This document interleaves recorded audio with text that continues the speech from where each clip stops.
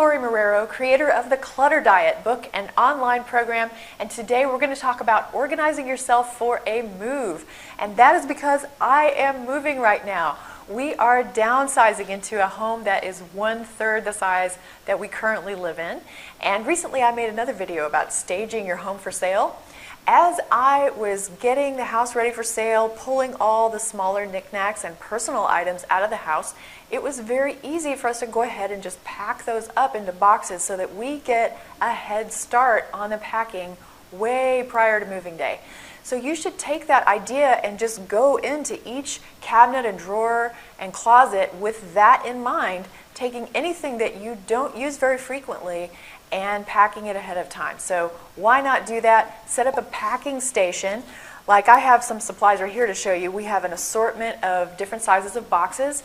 We have some packing material, packing paper, really nice chunky markers, and some packing tape in a tape gun. Actually, I want to say that is very important. Go ahead and invest in a tape gun, because if you're trying to just tear off with your hands or cut with scissors, that's going to slow you down. Just get a good tool that you can use for the move. So when you have this packing station, you can set that up in your garage, someplace where you have a flat surface to quickly put a box together whenever you feel like it. And when you have a few minutes, just go ahead and go through a drawer, go through a closet, and put some things away. Now, what you want to do is take this opportunity to make some decisions. We always say that moving is a fantastic opportunity because you're touching everything you own, and you can make a decision about whether you want to take that to the new house or not.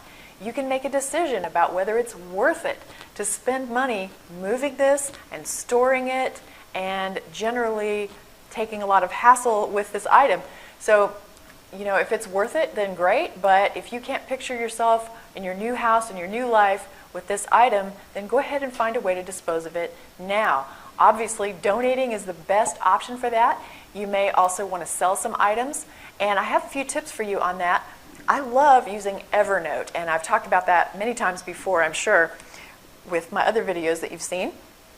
But I have my iPad here, and when I am packing things and when I'm just kind of generally going through my house thinking about the move, I'm taking a lot of pictures with my iPad, using Evernote to make notes about the things that I have that are in storage. And also there is an add-on application that's free for Evernote called Sketch. I'm finding that so useful. I'm taking pictures of some of the larger pieces we have to make sure they fit into the new house, and with Sketch I can take my finger and draw on them and write the dimensions in and have all those measurements really handy. Also, I've been using Sketch to take pictures and write measurements on them for selling items on Craigslist so that the purchaser already knows the measurements. They can see really easily in the pictures that are posted in the ad and make sure, you know, that's going to work for them.